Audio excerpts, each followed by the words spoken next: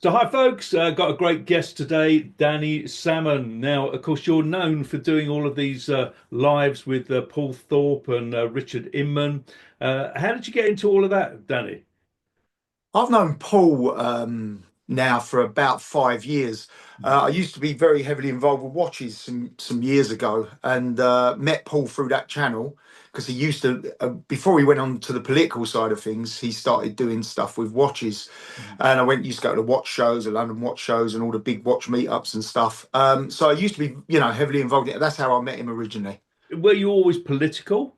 No, I've always been a little bit like it. I'm a lot more involved in that side of things now, but I've always been a little bit involved in it. I mean, I look at some of my Facebook memories, and 10 years ago, I'm sort of slagging off the government. So yeah, it's not a new thing, mate. So, where are you based? Are you in Spain? I live in Spain permanently, but I'm back in the UK probably about 4 or 5 months a year. So I've got businesses here and businesses in Spain. So it's a juggling act between the two. And do you prefer being in Spain? Have you liked moving out of the UK? I enjoy living in Spain because of the weather and the more relaxed back way of life. It's a bit more not quite so intense, not quite so material.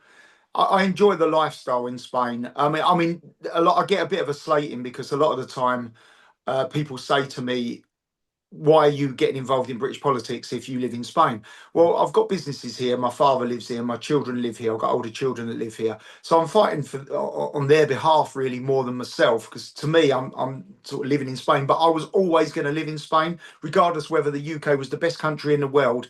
No matter what you do, you can't bring the sun out, mate. So it's that was my plan really, long term. Whereabouts in Spain are you? I'm in Murcia, right at the very bottom of Spain. So southern Spain does get seriously hot in the summer months. It's we hit about sort of 45, 46 degrees in the summer months. At the moment it's still 2021. So we have a nice, nice bit of weather. It calms down a little bit in the winter, but it's a little bit too hot in the summer. So, would you advise people? Obviously, we're having so much trouble over here in this country. Would you advise people? A lot of people have said that they want to move abroad. Is Spain a good option? I mean, do they welcome the Brits? They do. I mean, there's a little thing that's just come out about they're going to tax British people 100% on second homes there. It's not. They're only talking about that. It won't get through government anyway. We've got a lefty government over in Spain as well. Unfortunately, in Sanchez, he's not a particularly great politician and not particularly popular either. He's trying to bring in these taxes to avoid other overseas people buying Spanish property. So he's trying to keep the properties available for the Spanish people. I sort of get where he's going with it, but it won't work, and I don't think it will get through Parliament anyway. Have there been quite a lot of protests about, too much tourism with the Brits going over there? Not where I'm from. I've travelled all parts of Spain recently, and there's nothing going on. It's more like likes of Canary Islands, Tenerife, Gran Canaria, where the property prices are excelling stupidly. A two-bedroom apartment in some parts of Tenerife now, 700,000 euros. Now, if obviously there was more Spanish people and the people that live in Tenerife were able to buy the properties, it would keep the property prices slightly. That's what their problems are.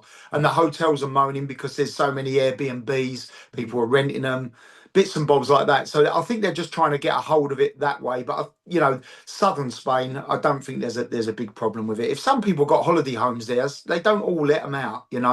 But look, as I say, it's just a move to try and stem the property market to overseas people, I think. Right. Okay. So you got politically involved with sort of Paul Thorpe, Richard Inman. What's it like for you going on their lives? So are you used to talking about your opinions? Was it difficult for you at the start? And not really, to be fair, it was just me and Paul that started it about a year and just over a year ago. Had a flip away from watches, went over to the political side of things. Just me and him started doing it to start with, and then obviously Richard come on. I think Richard come on about sort of 9 months ago. Obviously onto the channel. He's been doing this a lot longer than we have, and obviously from Richard's involvement, the three of us have sort of met quite a lot of people involved in the what do we want to call it? We're considered far right, but we're not far right at all. Just sort of very centre, very centre. Very there's a far left and there is a far right, but we don't touch anything to do with any of that.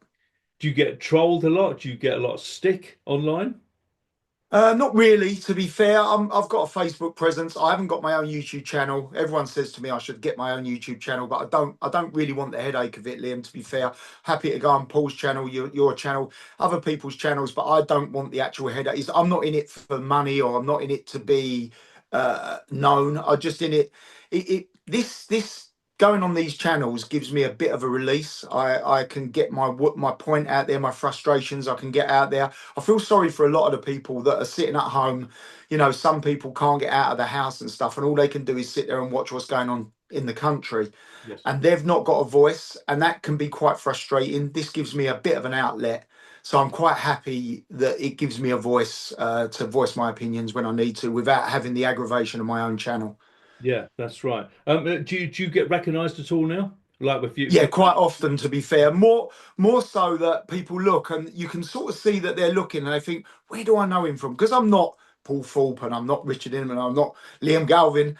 I sort of in the background a little bit, and then people come up to me. If they see me with Paul, they'll all turn around and say, "Oh, I know you, Danny," etc., etc. But if I'm out on my own walking around, I don't. You do get it every now and then. I had it the other day. I was in a pie mash shop in Essex, and a couple of guys come up to me and said, "What are you doing here from Spain?" And then it was obviously from Paul's channel and stuff. So I just had a chat with them, and so I get recognised a bit, but it's certainly nothing for fame for me. It's just a matter of getting my opinion out there. So what's it like going around with Paul when you have some of these sort of rallies? I mean, he gets mobbed, doesn't he? Yeah, I mean, we've got our own security guys that look after myself, Richard, and Paul. Yeah. He does get quite mobbed because he's quite well known. He's the main face of the channel. Richard does as well, and I get it to a lesser extent. At the marches, we get a little bit more recognised because obviously we're part of that movement. Um, I don't know if you know, but I flew back in October with Tommy. I Mhm. met up with him in Alicante.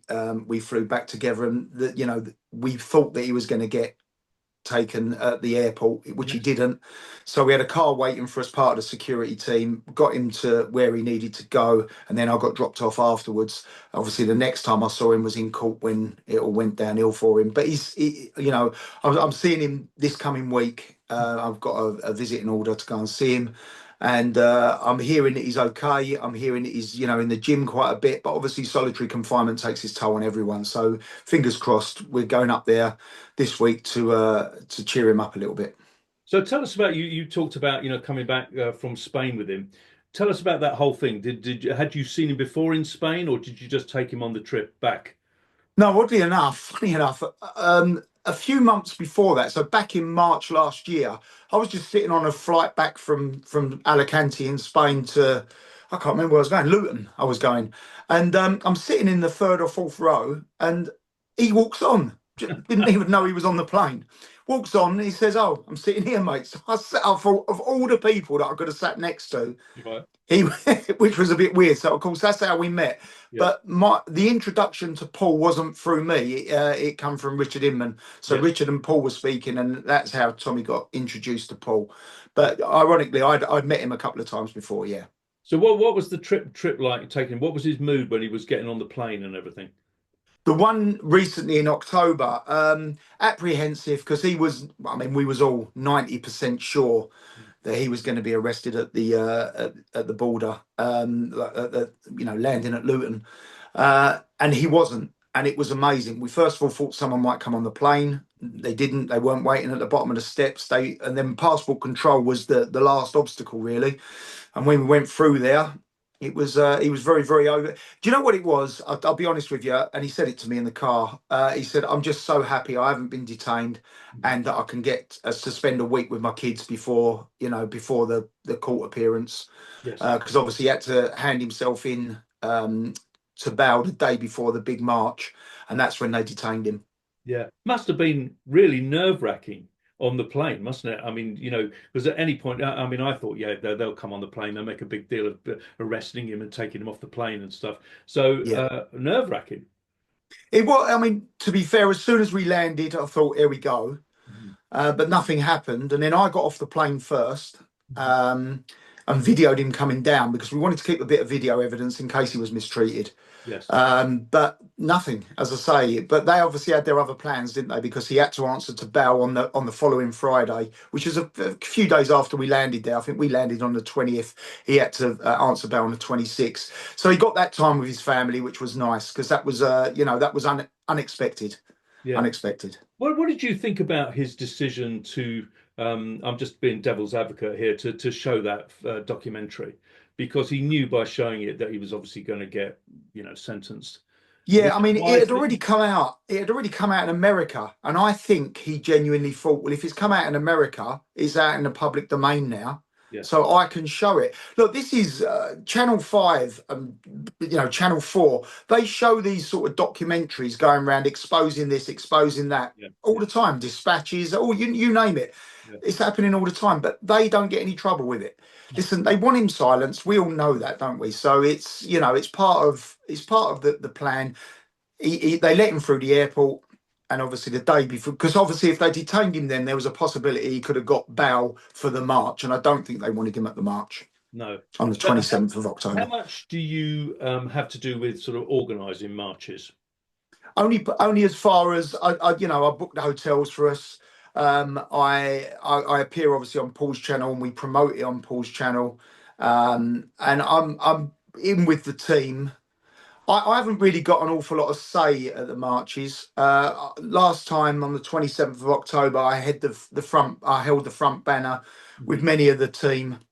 Sammy Woodhouse, going his friend, Paul, Richard, a couple of others, Don from America or Yeah. Canada, I think he's American. Yeah. And we all held the front banner. That's where Tommy should have been, but obviously he couldn't make that particular march because of the being detained by the police. And obviously on the following Monday, he was in court. I was in the courtroom with him when he was sentenced as well. Well, what was that Um, whole court thing like? I mean, for me, it was a still, bit of a foregone conclusion. yeah. They wouldn't have allowed him to apologise. They did say at the time. I mean, I'm only repeating the basics of what was said, which is going to be in the public record anyway. But Yes. they said had he have apologised, they would have had to have sort of got that looked at professionally because they don't think that's in his character. The judge did offer him a slight reduction in sentencing if he removed the video, which he adamantly shook his head. Mhm. And it was, he was expecting 2 years. He got 18 months with that. He's only going to serve the 9 months less the 3 days he'd already served, or 3 or 4 days he had already served Mhm. before the trial. So, But it all seemed very premeditated to me. At the end, when the summing up was read out, there's no way the judge typed all that before no. or during the court case. So I think it was a foregone conclusion. Yeah, I sat in court with him when he took his own case against the police after he got arrested for attending a football match, Yeah, and I thought that it was so premeditated, the whole thing. It really that's was. how I felt with this Yeah, one as well. Look, this is a personal opinion. I might have that completely wrong, but that's how it come across to me. yeah, absolutely. So this rally coming up on Saturday is the first. Are Yeah. you looking forward to it? What are your views about it all? Yeah, I can't wait. I mean, the weather looks like it's going to be okay. I checked the app earlier. It looks like it's going to be okay at this stage, but we're still obviously almost a week away from it. So fingers crossed. If the weather holds out, I think it'd be a great day. Again, I don't know whether the left are going to do an anti-march against what we're doing. I don't expect the numbers to be as many as last time. I think you was at the last one. I remember seeing you. Yeah. The last one was huge. I mean, it was massive. I reckon it was more than double the July one. Wow. Look, if it's anything like 50,000 plus, would be amazing. If it's anything like the last one, that would be unbelievable. But we're just hoping and praying that people turn out, Mhm. come out. It's a peaceful thing. Face masks are not welcome. Yes. Opposite to what the other side do. That's their thing. They can do what they need to do. I mean, on the last march, I was dealing directly with a police liaison sergeant, Right. and he told me at the end of the march that we had absolutely no trouble and no arrests whatsoever on the last march. Yeah. So, and the other side, which had 1% of what we had there in attendance, Mhm. had 6 arrests. But of course, if you look at the mainstream media, it Mhm. made it look like they're all being knelt on with the Tommy banner at the top, as if it was our side, but it really wasn't. But anyway, as I say, you can only take it from me. can't prove that point, but that's exactly what happened. Yeah, I see that the left have been advertising a lot, saying, we need to go out against the far right. What do you think about this whole ridiculous far right thing? I mean, it's just these are people who go along on these marches. A lot of them are like grannies and Exactly that. you know, Until you go to one of them, you yeah, can't really explain it. no, It's a lot of families. There's some yeah, children. All the children are well behaved. They're not encouraged to shout mhm, slurs. We discourage any of that type of stuff. mhm, It's a genuinely peaceful protest, and peace is being the main thing. There's yeah, people that are removed from the crowd if they look like they're going to be trouble, or they're putting masks on. I mean, we had some guy with a blooming horse's head on last time, horse's head mask. He was asked to leave yeah, because that's not where we want to be with that type of thing. yes. So look, how do I? You can't really explain what it's like until you come to one of them. Best behaviour. We've got a lot of personal security. We've got a lot of police that we deal with. That's Richard mainly deals with. To be fair, he does the walk Good. with them. In fact, I think he's seeing the police this coming Yeah. week, early part, just to sort of go over the route and what we're allowed to do, what we're not allowed to do. And we liaise very, very strongly with the police. They were fantastic on the last meet. They really, really were. They were good, weren't Kept the they? peace. You know. Yeah, I mean they were good. There wasn't, in some sort of previous further back, there was much more sort of antagonism. They used to be rife with all the riot stuff and this, that, and the other.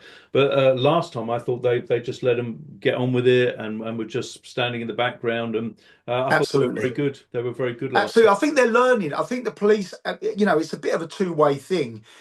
We're learning how to control the crowds a little bit, Mhm. and the police are learning that we're not there to cause any trouble. Yes. That's it. It's not like it's portrayed in the press. This far right label that I'll go back to what you was asking just now. This far right label that we're well, not we, the organisation are being labelled, especially in the mainstream media, of course. So if we've got an opinion about the grooming gangs, if we've got an opinion about what's going on our borders, if we've got an opinion on then you're branded a far right. I mean, how is that? I've got children here, and eventually they're going to have children, and I'm just thinking, 10 years down the line, 15 years down the line, what's it going to be like if we don't take some sort of control over it now, or sort of ask our governments to control it? We vote them in, and Yeah. they're letting us down on every single aspect of what they've promised when before they get in. I mean, what they promise in their manifesto should be made legal. It should be made law, into law that's what they're going to do. But they don't. They say these things and nothing comes of it. So Yeah. they get in under false pretenses, in my opinion. Yeah, when I see the left wing at some of these marches and they're shouting Nazis and this, that, and the other, I mean, this is all also just about numbers. I mean, I remember back in my day, the immigration was like 30,000 or something, and it was absolutely fine, and there was no issues that was going on, and this, that, and the other. And this is just about housing. It's about schools. It's about doctors' appointments, and it's numerical. For a king, Absolutely. so. Absolutely. I don't really see what's wrong with that. How are you about reform now? Because I know that Paul has been having a bit of a dig, hasn't he? Because I think he's very loyal to Tommy, and so therefore Nigel Farage hasn't stood up for Tommy. Do you think Nigel Farage has gone on the right line, or is he? What do you think? I think if he's got nothing good to say, Yeah. don't say anything, because I think A, it reflects badly on reform and it won't do them any favours. Mhm. And B, I just think that us lot, as we're being branded by Richard Tice on the media, I think that they are key reform voters. Yeah. So they're going to alienate those people if they're not very, very careful. Look, I understand. I don't think Nigel and Tommy should go out for a beer on a Friday night. I get that. And I don't think that he needs to necessarily be associated. Tommy doesn't want to be associated with reform. He's No. back. He's lending his support to reform at the moment, Yes. because who else is there? Mhm. I mean, when you go back to the grooming gangs who voted in the Commons, I mean, who voted for the grooming gang to have the inquiry?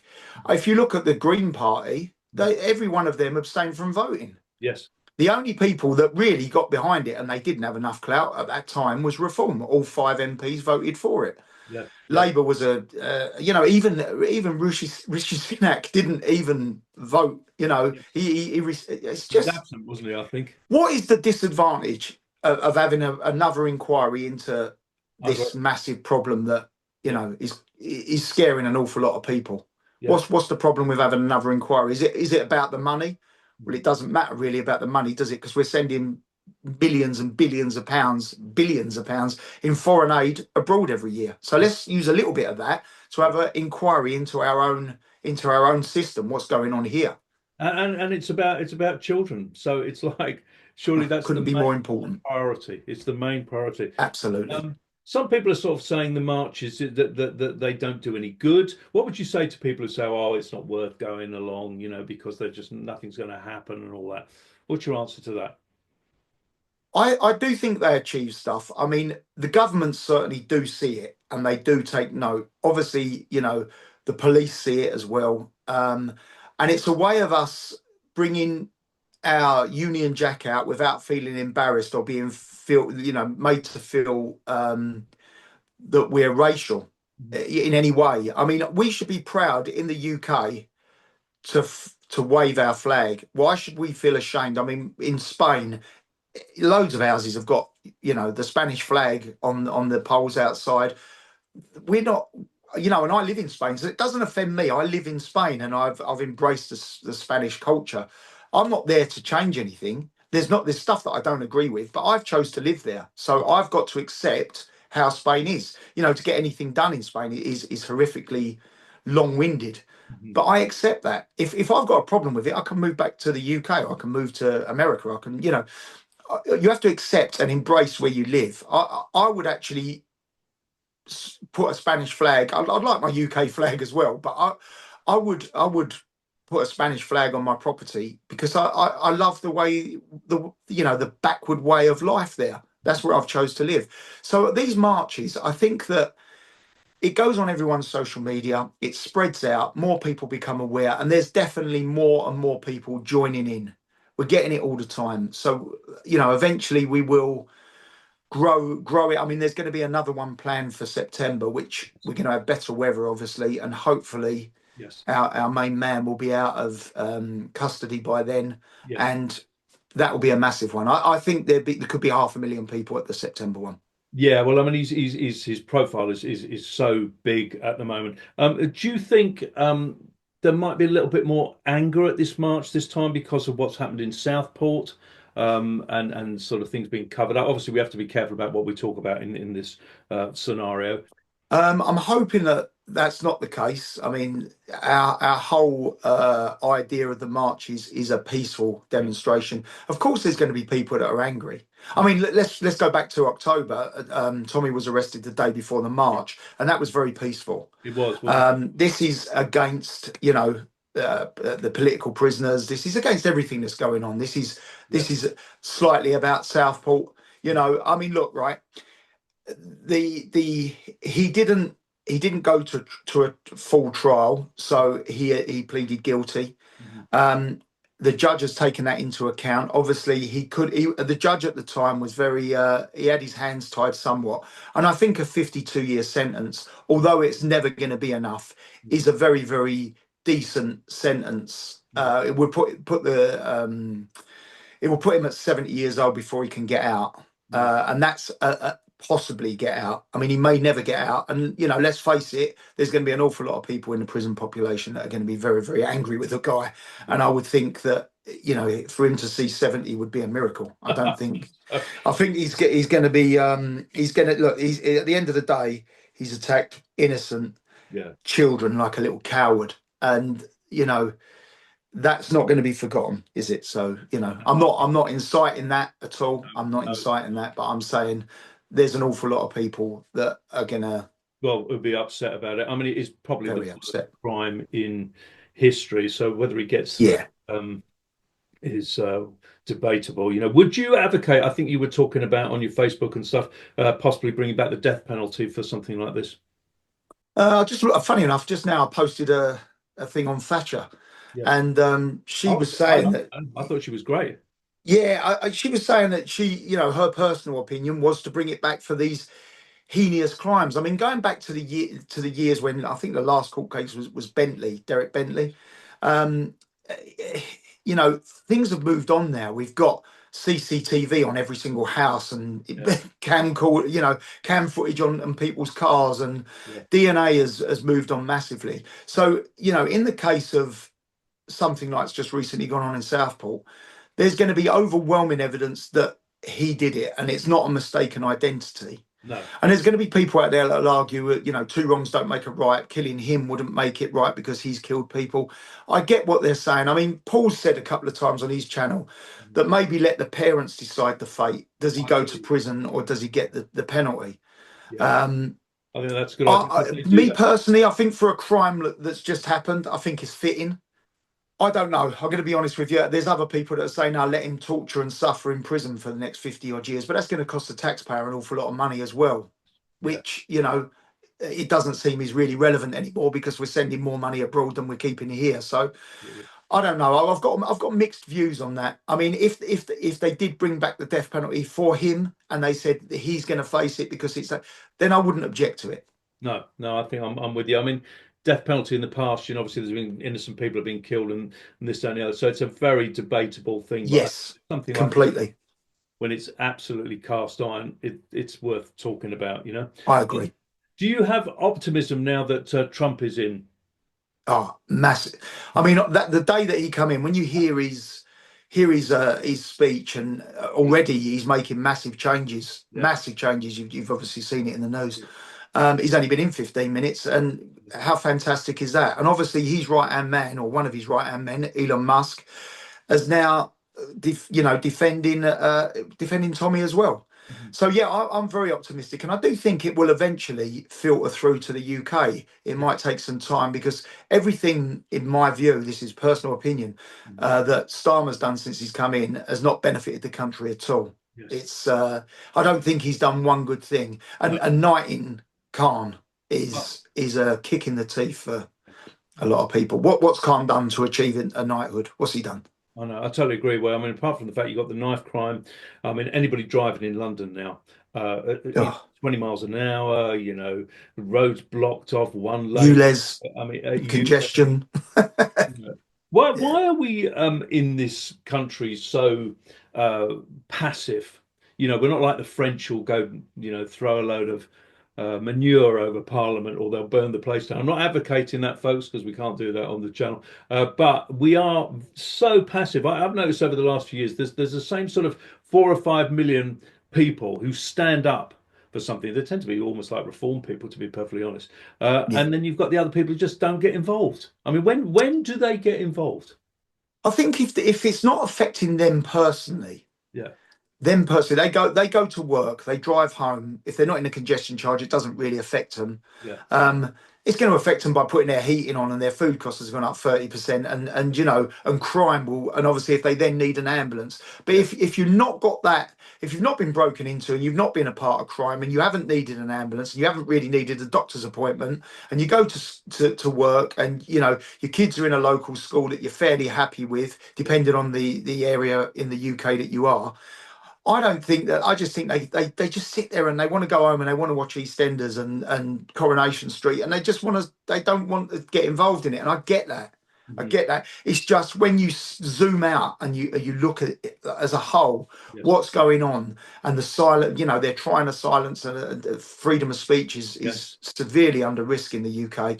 yeah, I think if we don't stand up and do something about it now, then we're always going to, at least the people that are involved in it now can stand with their heads held high and say we tried. Whether we fail or succeed, we tried. yeah, And I do think that people are waking up, and I do think people are talking more about this. So I think in a way and look, I'm this tiny little cog in this huge clock, and I mean a tiny little clog, a cog in the thing. But I can at least say that I tried, and that's for me that's important.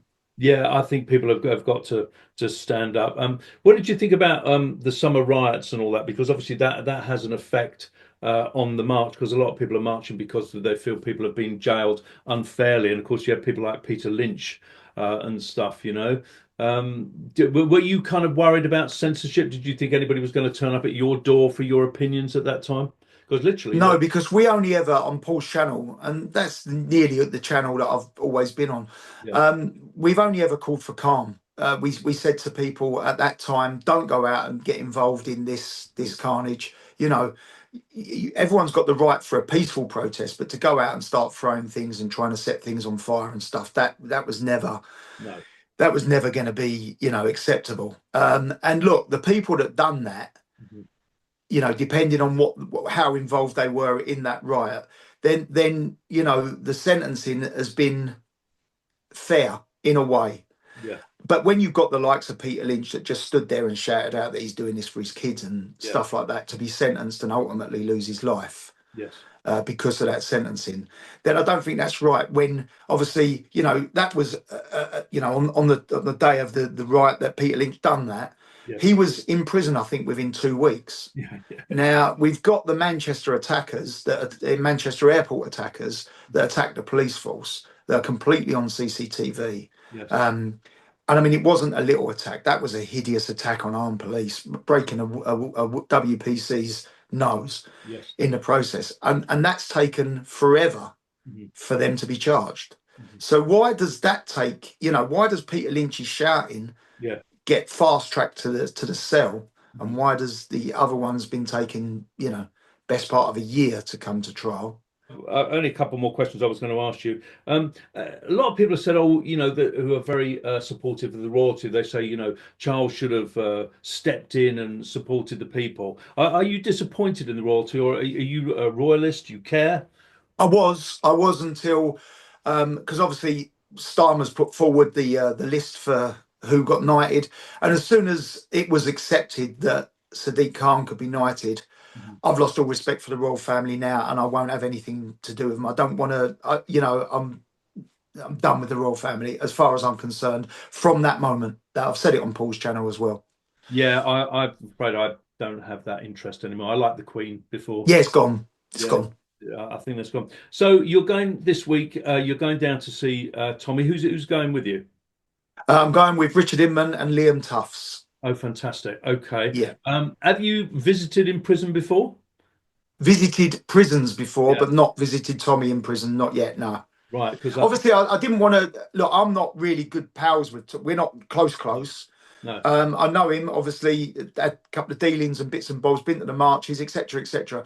But there's a lot more people that needed a prison visit before I did. Yes.